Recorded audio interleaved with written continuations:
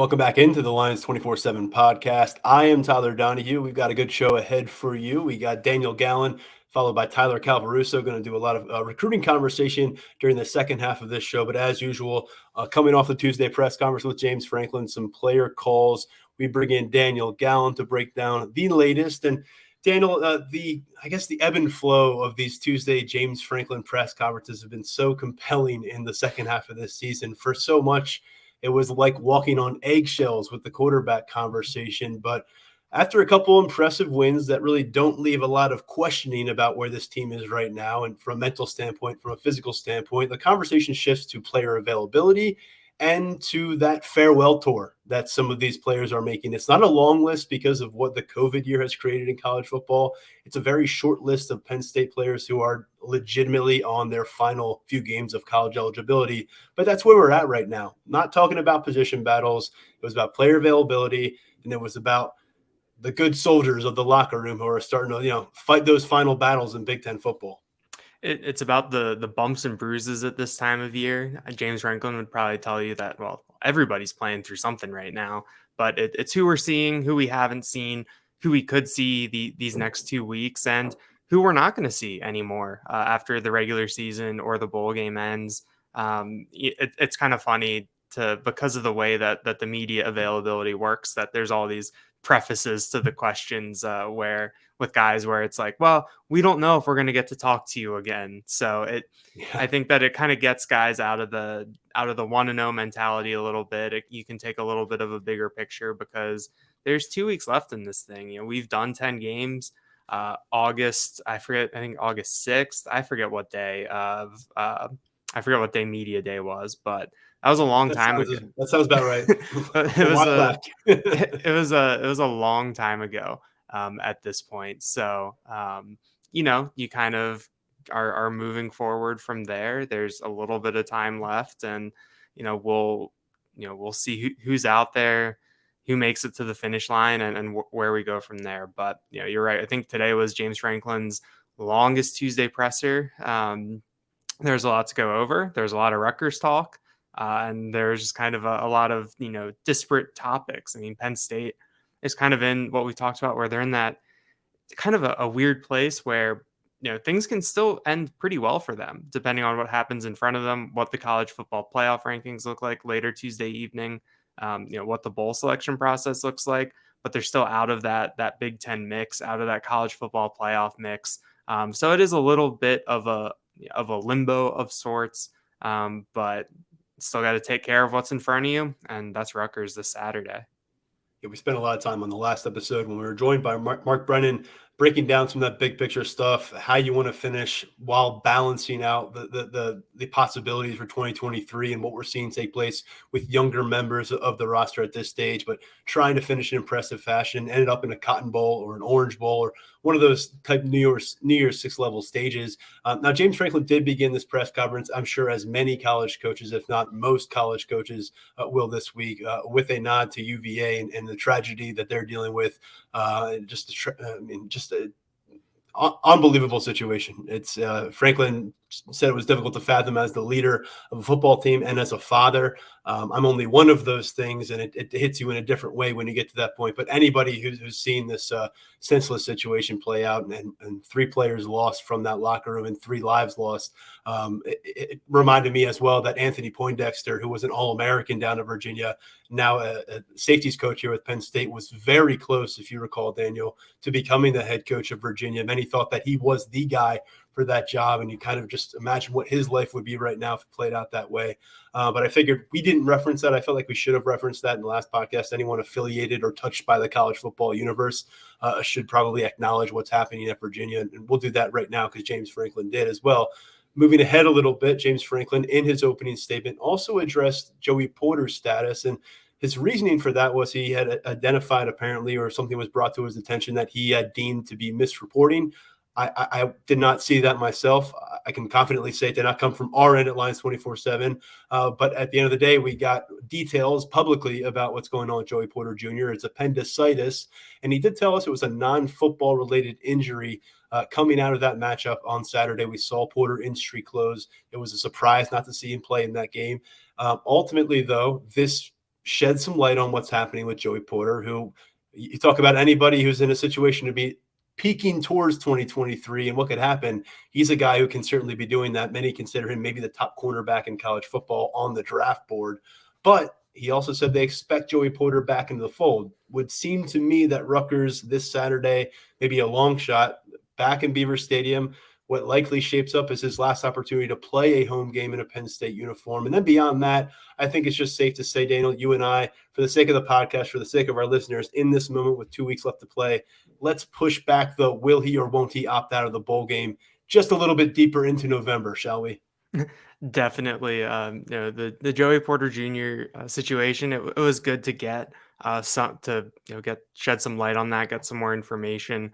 I think that when you hear the phrase non-football injury, that can just go in so many different directions. But the fact that he was out there, on the sideline in street clothes, that Letterman jacket looked pretty, like what you want to wear on a sideline on a day like Saturday was. At Beaver Stadium. Did we see him tossing a football too? I mean, I thought we saw him kind of tossing around a football a little bit with someone down there. He was tossing the football around underneath during warm-ups. I mean, it was a very classic, I think, kind of athlete fidgeting that he was doing, right. Where someone who even if they know that they can't be out there, even if they even physically feel like they can't be out there, you kind of get that football in your hands and. The adrenaline, the lights. Yep. Oh yeah. So, I think that it will be interesting to see if we see him again. James Franklin had a pretty funny comment about, in terms of timelines and when, the doctors online and people start, doing their own research about timelines to come back from injuries. I think that I've learned that,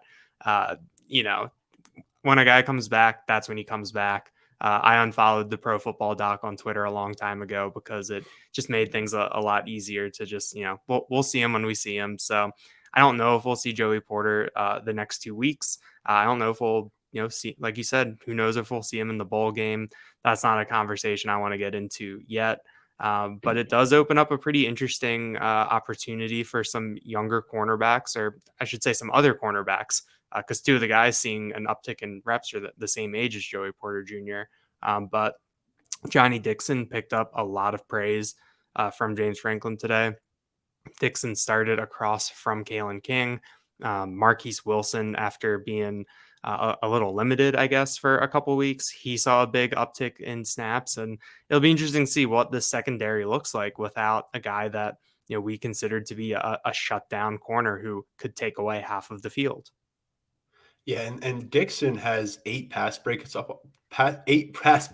on the season here, which is pretty high up on the Big Ten pecking order. Just happens to play with guys who are among Power 5 leaders in those categories.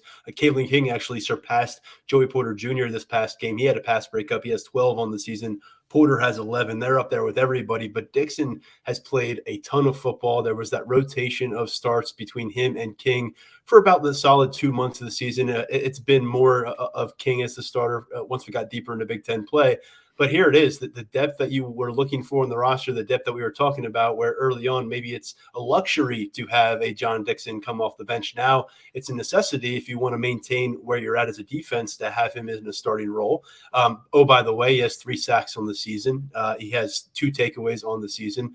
And he has been a tremendous pickup in year 2 coming out of South Carolina. I think you saw positive signs about this pickup last year, and you thought you got yourself at least a very good role player, a 2-deep type player for your team. Right now, it feels like he's the guy who is an emerging figure on this defense. And if he's sticking around next year, and you just always have to wonder if when a guy's in year 4 in college football and he's putting together a strong season at this level, but if he's around next year, he's going to be in a really excellent spot. And so is Terry Smith, the cornerbacks coach, because of what they've gained on the field. And by the way, Marquise Wilson played a season high 40+ snaps. I mean, this is a guy who really stepped up against Maryland on Saturday when they shut down that passing game. And he was a big part of that equation. Cam Miller, Christian Driver, 2 freshmen involved there. And with Christian Driver, he was another name that surfaced in the press conference really briefly, but it was a nugget into how things are developing.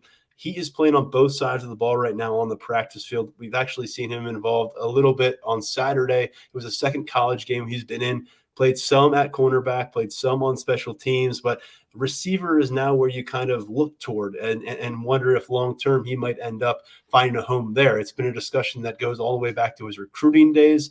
For a while, Penn State initially offered as a defensive back. His father, of course, has that NFL pedigree, played wide receiver for the Packers for a year with James Franklin as a receivers coach with Green Bay. So there's a lot of history and understanding there about dad played receiver at a pretty high level. So if he wants the ball in his hands, we got to at least entertain the idea, and certainly showed the ball skills to the high school. But 300 total tackles in high school, Daniel. And this is a guy that we rated as a 4-star defensive back at 247 Sports, although he was an athlete for a long time, didn't have that positional designation. I'm intrigued by this. I think that maybe you learn some lessons, though, as a Nittany Lions staff of prolonging this process because of what happened with Marquise Wilson. It feels like a portion of his Penn State career may have been lost in the shuffle. We've seen him excel at cornerback at different stages in his career. Maybe he's not the most complete cornerback on this roster and never has been, but he's a playmaker back there. And I think we all understand that. Spent a year, played receiver, came out of it with 3 career catches, and ended up right back in the defensive back room. I think with Christian Driver, maybe this carries into the spring. Curious about that. I think it's the right time of his career to explore this, though, right now, because he's bound for a red shirt with only those 2 games played. And you've got those 15 spring practices ahead where if you still feel like you're on the fence as a staff, you can take a longer look. Yeah, I was really curious when this nugget kind of surfaced on our boards and on social media over the past week, because we just saw Penn State do something similar with this with Marquise Wilson, and Terry Smith kind of came out I think it was in the fall, and said that he felt like they did Marquise Wilson a bit of a disservice when it came to his development by having him on both sides of the ball. And I think that with him being full-time back on the defensive side of the ball, it felt like he was getting back on track, that he was kind of picking up, where he left off in that development as a cornerback. But Christian Driver, it is interesting. Following along with his recruitment, there was kind of that will he or won't he, what side of the ball is he going to be on? And I thought that it was pretty interesting with him and Mekhi Flowers, who are both really big time 2-way stars at their respective high schools, and really productive offensive players that who were both had that athlete tag for a little bit, that Penn State had the pitch to them to come in, be defensive backs, and that they were willing to do it.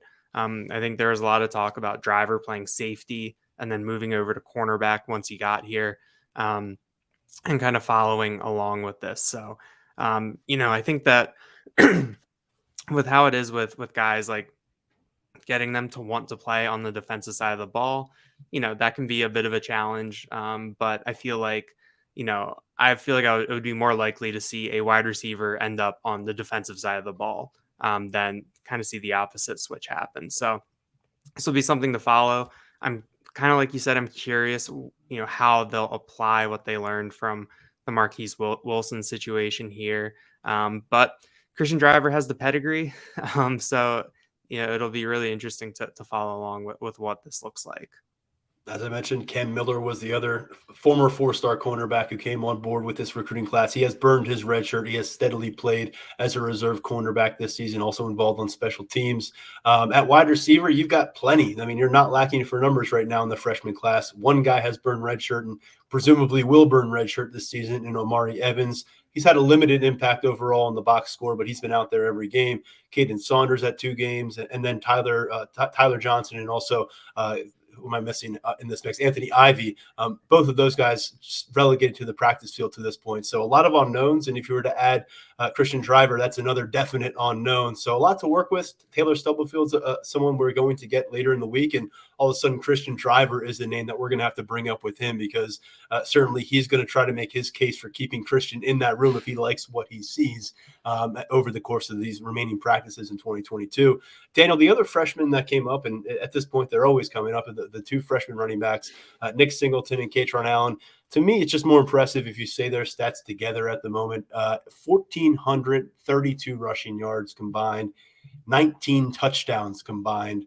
We are through 10 games of this season. it's just been remarkable. Not only is the conversation, is this the maybe the best emerging duo in the Big Ten, people across the country now starting to look toward Happy Valley. And these guys, if things go according to plan, I'll knock on wood on the desk for James Franklin. They maybe have 2 more years together. They may have 30 plus more games together. And James Franklin twice while discussing these two said, just scratching the surface. It's really stating the obvious at this point when you talk about, oh, the running game has improved. But I think when you look at the numbers, it's pretty stark where 2 years ago, Kevon Lee led the team with 430 some yards rushing. Last year, he led the team with 530. Both Katron Allen and Nick Singleton are way over that, and they're going to finish way over that. I think just looking at those raw stats is a really good way to see what Nick Singleton and Katron Allen have been able to do, how successful they've been. The fact that Penn State has kept it pretty balanced. You have to factor in the Kevon Lee injury there, with him missing essentially the past month of action. And, maybe those numbers might come down. Maybe there might be a little bit more of a three-way split. But, I think coming into the year, there was some talk about, who's going to lead this team in rushing? How many yards are they going to have? And if Nick Singleton breaks off a couple of big runs, over these next 2 weeks, he's in that 1,000 yard range right now. The Michigan State run defense is not good. And he's at 801 yards right now. So, I think that's something we're coming into the year. If you said, oh yeah, Nick Singleton might rush for 1,000 yards, you would think, oh, well, he was the clear alpha.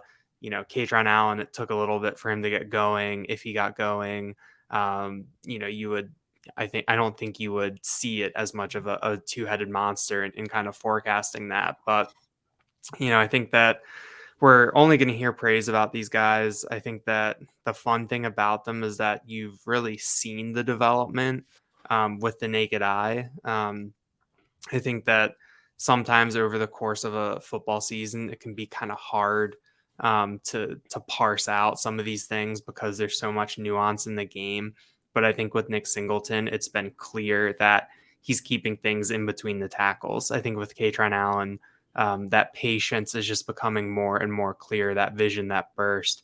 It's been really enjoyable to see, the actual development happen right in front of you. And I think that, you can really, really see how high the ceiling is right now for this duo. And that's reflected in everything James Franklin says, everything Jaywan Sider says, everything their teammates say. Through these 10 games, this freshman running back tandem has more rushing yards total than Saquon Barkley and Miles Sanders had combined in 13 games in 2017. I just checked the stat sheets now. The caveat there is Trace McSorley had a fantastic rushing season. He went for almost 500 yards on the ground, 11 touchdowns, and Miles Sanders was still relatively being eased in as the number 2 back. It was a Saquon Barkley show, but I think that still goes to show a little bit in perspective because people have a lot of respect for what those 2 running backs accomplished. That was the one year where Miles got a little bit of work here and there before he took off in 2018 for his 1 season as a starter. We know Saquon was an All-American in 2017, and just to say that those 2 have already surpassed the rushing totals of that tandem thus far with 2 Big Ten games on the table is something. Let's finish this conversation with Jair Brown because he was kind of the star of this Tuesday. He wasn't the newsworthiest of everything that we heard about, but he's a guy that's getting a lot of respect. You're going to have that pouring on for Sean Clifford heading into senior day next week. Same goes for a guy like Jonathan Sutherland, 2 4-time team captains there. Jair Brown didn't start his career at Penn State. He wasn't a big-time recruit like a lot of the players he shares this locker room with. He almost went to Montclair State, and that was a Division III opportunity on the table for him coming out of Trenton Central. Instead, Lackawanna College pipeline, ends up here, finds his home with his buddy Jaquan Brisker, works his way to the starting lineup last year, leads the team in takeaways, and now currently leading the team in takeaways again, leading the team in tackles. And as he told us, falling short of expectations, and he did not hesitate in saying that his personal expectations were much higher than what we've seen on display this year. And that adds up to everything that everyone will tell you about Mr. Tig Brown. It was a really, really enjoyable call with Jair Brown today. It felt very honest, very candid. an element of self-awareness. He got asked, this is coming up on it. I mean, you're out of eligibility. There's 2 games left, and he didn't fall back on 1-0. I mean, he grouped these 2 games together and said that he wishes that time could slow down. That he wants to slow down time. That I wouldn't say that he's not ready for this to end. He understands that where he is and that this is kind of how things go. I think he said that, people move on, things move on, you move on. That's part of it. But he's really savoring what he's approaching to. But I thought it was kind of funny when he was talking about how, he hasn't reached any of his goals this year, because watching him play, he's always around the ball. He's been used in a lot of different ways. He's someone who is a playmaker. I mean, I don't think you can deny that. So then I asked James Franklin about it a little bit later Tuesday, and he said, well, if Tig had 10 interceptions, he would probably say that's still not good enough. That's just the way that Jair Brown is wired. And I think that that's kind of why he's had the success. The fact that you make it through the junior college ranks and you end up at a place like Penn State, and not only do you end up at Penn State, you end up a star, you end up a team captain. You're going to be in the conversation for the NFL draft. It's going to be really interesting what that looks like in February, March, April, in terms of testing, interviewing, the combine. It always feels like a couple Penn State guys really rise up the boards over the course of the process. Jair Brown could be one of those. I mean, late last year, he was rising up the draft boards for some analysts based on the season that he had. But I think that he's a senior. He's been in college for 5 years. He knows that things are winding down. I think that he really appreciates his time at Penn State. He said that where he comes from, you don't get many opportunities like this. And I think that he realized that, so he wanted to take advantage of it. And no matter what he says about his goals, I think that he really has taken advantage of this chance that he had at Penn State.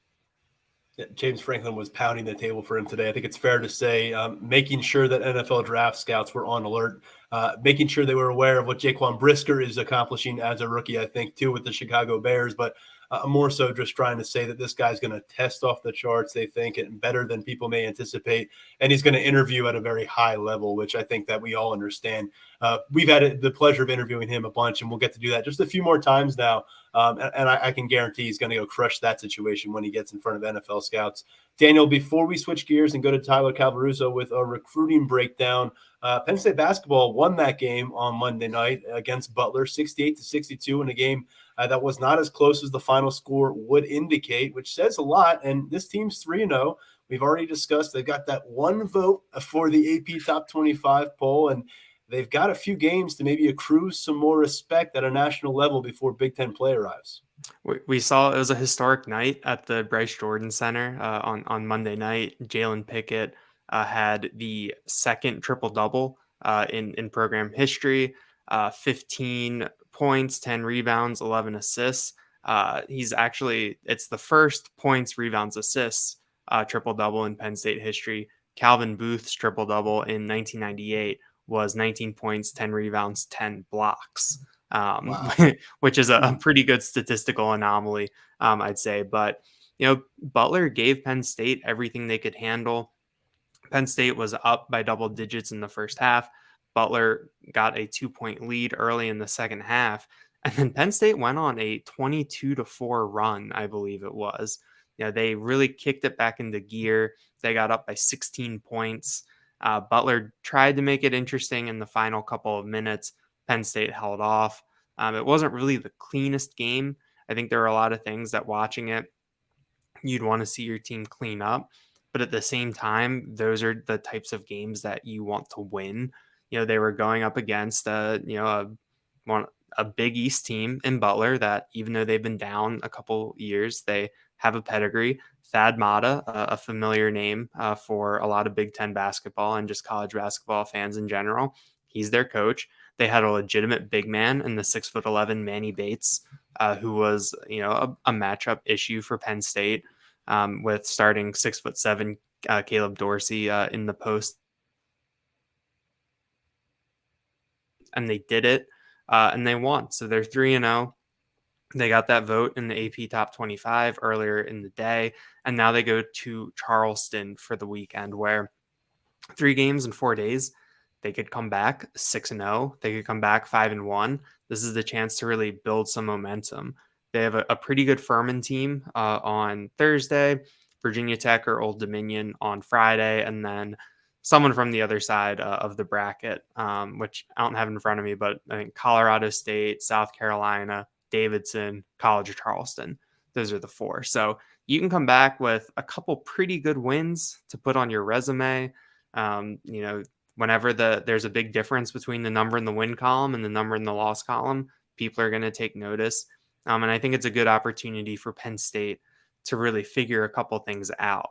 They went tight last night with an 8-man rotation, but Micah Shrewsbury said that they're going to need everybody down in South Carolina because it's 3 games in 4 days. You're going to have to lean on your players. You're going to have to get guys rest. You're going to have to go deeper into your bench. You're going to have to adjust on the fly. So it's going to be a lot of fun to watch. And I think one thing that Mark Brennan and I were talking about with this tournament is that it's set up pretty nicely. An 11:30 a.m. tip on Thursday, no games on your college football Saturday, and then you'll have the chance to watch them on Sunday as well. So if you want your Nittany Lions hoops fix, it's going to be right there for the taking.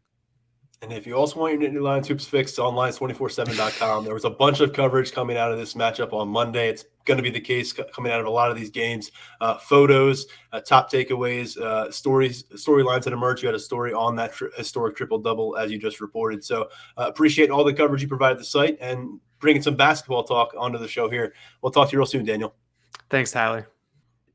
All right. Recruiting is beginning to heat up. The class of 2023, game of musical chairs beginning to play out across college football. Penn State ready to step up and stake claim to some top prospects out there. Steve Wiltfong had a story up at Lions247.com for our VIP subscribers on Tuesday about how the Penn State Nittany Lions are in prime position to come away with some of those top targets.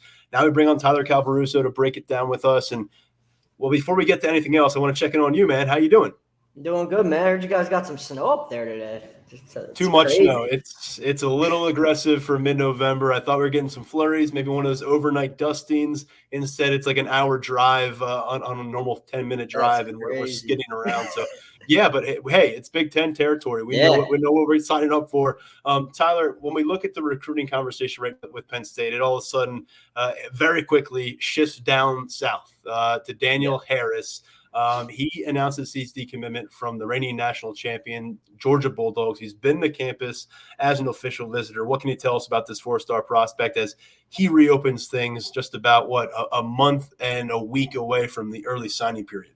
Yeah, this is an interesting one. So really coming out of Saturday into Sunday, there was a lot of buzz about Harris having a desire to make a move off his Georgia commitment, and Penn State was a big reason why.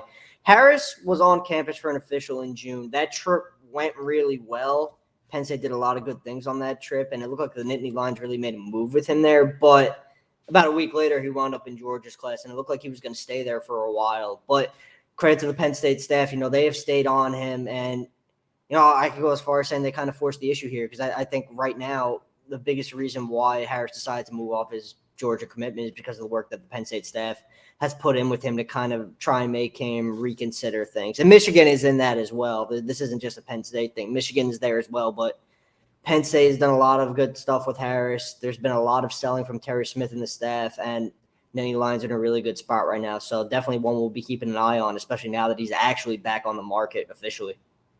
Harris, 6'2", 175 pounds, long limbs, and he's drawing that comparison from our Florida recruiting expert for 247 Sports, Andrew Ivins, to the one and only Joey Porter Jr., who we've had the pleasure of watching play cornerback here for the last few years. So Penn State fans can wrap their arms around that kind of a comparison. And Harris carries a 90 rating from 247 Sports. He's a top 30 overall cornerback. He's a bit higher in the composite, which puts him at the top 200 overall. And when we sort through this recruitment process, he's already made that official visit. I think it's important to be clear here because I think some Penn State fans might be saying, okay, the next step is clearly to get him on campus at Happy Valley. He's done that. He's been up here. It wasn't snowing, fortunately, for a kid from South Florida. But what do you think about how this plays out moving forward? Because Penn State's really going to have to hit the road for this one, I would imagine. Yeah, so it's really just, a matter of coaches continuing to establish what has been a pretty strong relationship and just keep hammering that. And, you mentioned Joey Porter Jr. That's such an easy sell for Penn State because Harris is built in the measurables are almost exactly the same with the two coming out of high school. So, I mean, we're talking about a really similar player. And Joey Porter Jr.'s draft stock at this point speaks for itself. He's going to go high. All Terry Smith has to do is really point to that and say, hey, look, I've developed him to this point. I could get you there too, right? Like you're very similar. Your traits are the same. Your measurables are the same. You play a similar style of coverage. There's a lot going. And, yeah, Penn State's going to have to get down there. They're going to have to, probably go in home with Harris at some point. But right now, I think it's Penn State and then it's the rest of the field. I know I mentioned Michigan, and Michigan has been putting in some work there as well, and they've made some progress. But there are a lot of people in Ann Arbor as well who feel that it's Penn State in the field. So Nittany Lions, I'm sure they're going to get down there. The staff's going to keep putting in work and keep hammering home to Harris that, coming from Florida and heading up to Happy Valley is going to be the move for him. We got some crystal balls in. I'm very strongly considering tossing one in here pretty soon. Just the intel is pointing all towards the Nittany Lions right now. They got to love where they're at. And this is a guy at a Gulliver Prep in Miami. So when you're talking about snagging a player from that area of the country at this time of the recruiting calendar, and he has that kind of a pedigree, that's a serious pickup if it can come to fruition. Let's stay to the South and go with a guy who has less cachet on the recruiting trail, but he has certainly some Power 5 interest mounting right now at running back. Cameron Wallace, he made the trip up to campus. And with Cam Wallace, this is a guy who has the kind of the track background. You can see the gold medal around his neck in his 24/7 Sports profile picture, in fact. And the SEC schools that are kind of knocking around, kicking those tires, it's the late blooming classic example. Penn State got their chance to showcase campus. He got his chance to feel out the situation. How did those two parties exit their 48-hour experience together? I would say they exited on a pretty high note. Wallace has had a lot of good things to say coming out of that visit. Penn State staff liked him. It was a good visit all around. A lot of real mutual interest there. And Wallace, for those of our listeners who are into the whole social media game when it comes to recruiting, I know we got some of them on the site. I'm sure we got some of them listening as well. Wallace has been all Nittany Lions on Twitter pretty much since his visit. And, that speaks to something. So I did some asking around on Wallace after that official wrapped up, and I wrote about it a little bit. I'm not sure still that his timeline has changed. We've talked about him as a late riser. That's what he is. He's a track guy who was really burst onto the scene during his senior year. His speed is a big reason why. I mean, he's just electric with the ball in his hands out of the backfield. And he does have SEC programs sniffing around. Mississippi State is involved. Auburn is involved. Granted, you don't know what's going to happen there with the coaching and who's going to take over there. So that's obviously a wild card. But I think there is somewhat of a desire for him to still, explore those options and see what comes about. But Penn State left a pretty strong impression in its favor coming out of this visit. And to say the Nittany Lions are on top right now, not a stretch by any means, in my opinion. It's despite the situation at Auburn, if they were going to have to try to bring in a competitive situation at running back right now, Cadillac Williams is a pretty good face of the franchise to be giving that kind of a pitch. The running back that has been has long surfaced in this conversation because London Montgomery joined this recruiting class in the summer. Unfortunately, his senior season was lost due to an injury. He's going to get to continue his rehabilitation process pretty soon here at Penn State, work his way back, and we'll see if he's a factor next year. But this running back room, we know they have those special freshmen that we expect to be special sophomores next year. There's not a lot we know is with certainty about that room. So I feel like it's important they take care of business with that second running back spot. And Christopher Johnson, another Florida player down at Dillard High School in Fort Lauderdale, is another guy we've got to keep on our radar, correct? Yeah, he's a guy that Penn State, they got out to see him during the bye week, Penn State's bye week. Joe Onsada and James Franklin, they were down in Florida. They went out to a Dillard game, and Johnson really appreciated that. And I've been saying it really for a while now with Johnson. The biggest thing with him is actually making the campus. It feels like we've been saying, oh, he's going to take an official for pretty much forever now. And that official obviously hasn't happened yet. Now, I've received some indication that there is still a pretty good chance that's going to happen, but I do know that Ole Miss did a really good job with Johnson over the weekend on that official visit, and he actually picked up a crystal ball prediction, I believe, to land with the Rebels. So, it's kind of still a wait-and-see thing. I think the official will happen unless he decides he wants to pop for Ole Miss. I kind of think that's where things are at right now. For a while, the intel pointed to Miami being the favorite. I think Ole Miss has jumped them. I think it's more Ole Miss and Penn State right now than it is Ole Miss, Penn State, Miami. So while it may be a two-team race, we still got to see if he's going to make it to campus, because that's really the end-all, be-all in this recruitment. If he never gets here, he's obviously not coming. So we're going to have to monitor that official, see if it gets scheduled, and see if it actually occurs. Maybe it's a new November tradition of Lane Kiffin versus James Franklin, but Penn State commit Dakari Nelson was down in Oxford for an official visit with Ole Miss last weekend. That had some people, at least on alert. People are still, when they look at these recruits to the South, whether it's those defensive backs in Florida or Nelson in Alabama, there is obvious understanding why there may be, until the ink is dry and these guys are enrolled, why things may not be a done deal. What are you hearing out of Dakari Nelson's visit? Is this something that's heating up for Ole Miss, or maybe is it cooling off? I'm not sure I'd go as far as saying it's heating up, but the feedback out of that visit is, I don't think really Penn State has much to worry about there right now. It's kind of similar vibes to the post-visit feedback from when he went to Auburn in September. That was an official that he made to another SEC program. Being an Alabama native, he got out there, and the feedback coming out of that trip was nothing really doing. And I'm getting a lot of the same kind of feedback coming out of his Ole Miss visit.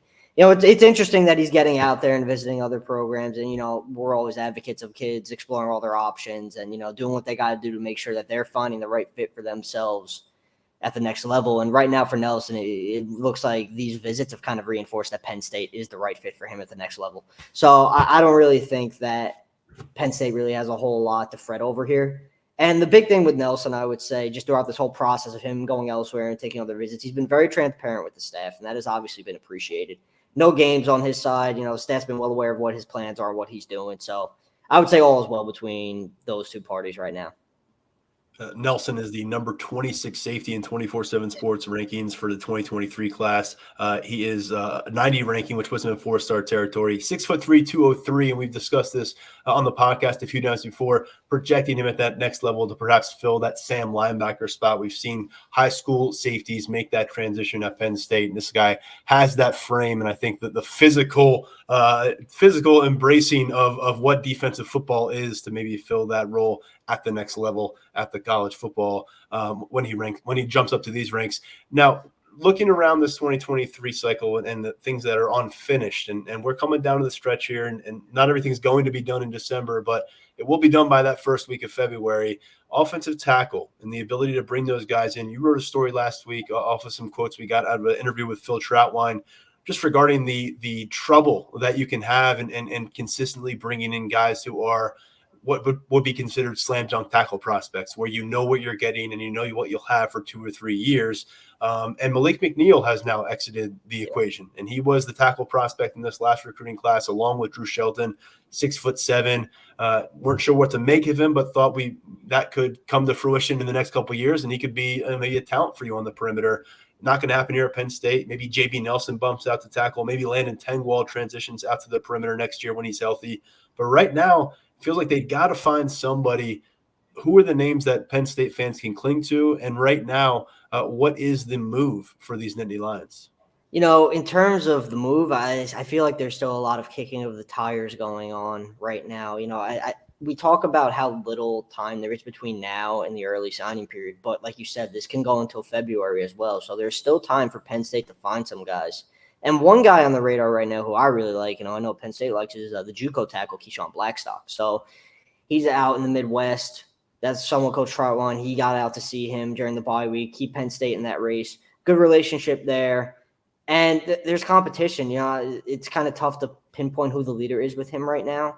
So that's going to be pretty much an ever-developing recruitment leading up until the early signing period, maybe longer. We'll see. We'll see what he decides to do. And the other name that I've reported on a bunch, Stanton Ramil, he's a Michigan State commit. It kind of seems like, and I've said this really countless times when talking about him, I don't think he's going to back off his Michigan State commitment. So this might all be a moot point when it's all said and done. But it has seemed like Penn State would be in a good spot to make a move with him if he was to come off that commitment. Now it's seeming more like maybe there's going to be an SEC flavor if he does decide not to be a Spartan. Auburn, they feel really good about where they're at with him. I know Tennessee is still involved. And while Ramil has family in the Northeast, in Binghamton, in New York specifically, and there is a draw there, I think him being down in Alabama, playing his high school ball down there definitely has been, an increase. He's given the SEC some increased attention that has rubbed off on his recruitment. So other than those two, there's really a lot of evaluating going on. There's still some offers that are going to have to go out. And it kind of reminds me of, the conversation we had about defensive line recruiting earlier, in the late summer. It's really just a lot of evaluating going on from the staff. And that board, even though it's late in the cycle, it is still developing at the same time. So it's a fluid situation for sure. Clint Brewster is a former college quarterback who for a while now has done some really creative prospect evaluation work for 247 Sports. And he had a pretty cool piece up here on Tuesday. We posted it up at the site at Lions247.com, just evaluating the snap count, the early usage in year one for the top 100 prospects from 247 Sports rankings for this freshman class. So that puts a lot of Penn State freshmen out of play. They burned 9 red shirts, but only 3 Penn State players fall into that category of being top 100 prospects from our rankings in the last cycle, and that are going to qualify for this in terms of playing extensively. And those would be Nick Singleton, Denai Dennis Sutton, and Drew Aller. Caden Saunders was a top 100 prospect, but to this point, playing in 2 games, hasn't accrued those. I thought it was interesting. Drew Aller, number 2 among those quarterbacks, and there were several of them in the top 100 in terms of snap counts. I know people across our message boards and the Penn State fan base, we've talked about it on the podcast, feel that perhaps he should have more snap counts by now, but he's number 2 among that group, and that's showing that getting the seasoning that maybe others are not. Nick Singleton far and away. No one else has 100 snaps to their credit through these first 11 weeks of the college football season. Nick Singleton is right there knocking on the door of 300 snaps. And if you put Katron Allen on this list, you have to include a lot of other running backs if you open it up to the top 24/7, let's say, from last year's cycle. But Katron Allen actually has more snaps than Nick Singleton to this point in the season. And then Denai Dennis Sutton, he is in the top 5 among edge rushers from that freshman class in the top 100 group, playing extensively as a second, third teamer, depending on what their depth looks like game to game at defensive end. So I say all this to set the stage for you. Those are 3 examples right there among national leaders at their position, following through on their end of the deal by showing up to campus prepared and then getting after it on the practice field and earning spots and then staying on the field when they got their opportunities. But what does it show for the Penn State staff and their willingness to get these guys out there that they can then package and sell on the recruiting trail? There are so many recruits out there who playing early, they want to play early. That's a high priority on their list. They want to get on the field. They want to show what they could do. They want to accumulate film, and they want to get to the next level. And for a lot of those guys, playing early plays a big part in that. Now, for some, it's more realistic than others. Depending on talent level, circumstance, where you are in the depth chart, there's a lot that goes into it. Now, from a Penn State perspective, they've shown the staff and the way they utilize their young guys and the way they utilize their true freshmen, they've shown, hey, look, we don't care about the experience. Like, obviously, the experience factor matters, but if you come in here, you work your butt off, you do all the right things, you get your nose in the playbook, you get where you need to be schematically, and you just do your job really on a daily basis, you're going to have a chance to contribute pretty early. And you're going to have a chance to play on a team that is ranked highly in the country. That's something kids want to do. And the staff the staff has done a really good job of selling that on the trail. They tell kids, really all you got, the proof is in the pudding. You just got to watch. Look how much our young guys play. And we're not just talking about these young guys playing in garbage time, what you just outlined. Nick Singleton, Katron Allen are out there every single game leading the backfield. 2 true freshmen at a big-time program leading a backfield. That resonates with recruits, man. Even those who aren't running backs, they see that, and they're like, damn, the staff's giving those guys a chance. Let me come in there, perform on that level, and I'm going to get a chance too. Abdul Carter's getting a chance at linebacker. Just so many guys are in the rotation. Denai Dennis Sutton, he's really come on. So, yeah, recruits always mention it to me. They see what the staff does with early playing time, and they like it. It's definitely a selling point, to feather in Penn State's cap for sure. Probably more so than a lot of other programs, I would say. Typically, a part of every visit to a college football facility features you sitting down in a room, the lights go down, and then they put on this big screen, and it's a highlight reel of the last season, or it's a highlight reel of your program. And it hits different when you're a recruit, you're coming up on your high school graduation, you're trying to figure out, where do you want to be? Which room do you want to be in next year at this time? Which position room do you want to be? Do you want to be at Penn State? Do you want to be at a Notre Dame? Do you want to be at an Alabama? No matter what you're considering, if you sit down there and you watch that highlight reel, and a bunch of those star players are guys that you will be playing with, not guys that you're going to be, maybe seeing in the winter on your way on and they're on their way out. Exactly. That's what Penn State can do right now. They can throw that highlight reel, and they can be a lot of guys who are going to be with you for next year, a couple years down the road. And quite frankly, I mean, some really good college football teams, because they're really good, they've got a lot of those experienced players. There's a blend of that at Penn State, but it's hard to ignore the youth movement. James Franklin has been pretty adamant about that this was coming. It has arrived, and now some of those faces, central figures at the heart of what Penn State can accomplish here in November and into December and January, are part of that freshman class, or a redshirt freshman or sophomore group. And to me, when those recruits are on campus, or those junior day visits happen in January this winter, sitting down and seeing guys who you're not just going to say, oh, I look forward to watching him in the NFL in 2023. Yeah. It's like, no, he's going to be a sophomore, and do you want to play alongside him? That's why it's a little bit different of a feel for Penn State than I think people are realizing, and that'll start to become more obvious as we see the team build. Yeah, I really couldn't agree more, because for as much quality experience that Penn State has just scattered throughout the roster, we all know the young core is the future. And this class, they see it. They're going to be coming on campus, and they're going to be playing with guys who are such a big part of what James Franklin is trying to accomplish next season, the year after that. These guys are going to be here. Now, some are going to leave early for the NFL, but you're still going to get the chance to play with them. There's still going to be plenty of opportunity for you to take the field with them and get those reps in with them, and just be part of something special. Because I think this young core does have a real chance to be special. And we're seeing it already with guys like Singleton and Allen, and just what they've been in. Now we're seeing it with Drew Shelton too, with him stepping into the starting line. And they got that quarterback that we hear is pretty good. Yeah, I mean, look, we're talking about a guy who was the number one player at his position in the country last year, and he's going to be stepping at the most important position potentially in sports. I mean, the future is right there in front of for these recruits. They see it; it's right there. It's very apparent. So it's something that recruits love, and I would say that it's played a pretty big part in this class coming to fruition, and it might be a pretty even bigger part in guys like Daniel Harris jumping on board late. I think that's a big part of Penn State's pitches. Look at this young core we have. Look how much they play, and you're going to be able to be part of that. Well, we've got to be careful focusing too much on the future when we're talking about team day-to-day stuff like what we just did with Daniel. But that's why I like bringing you on, because we can let the imagination go, because that's what recruiting's all about, baby.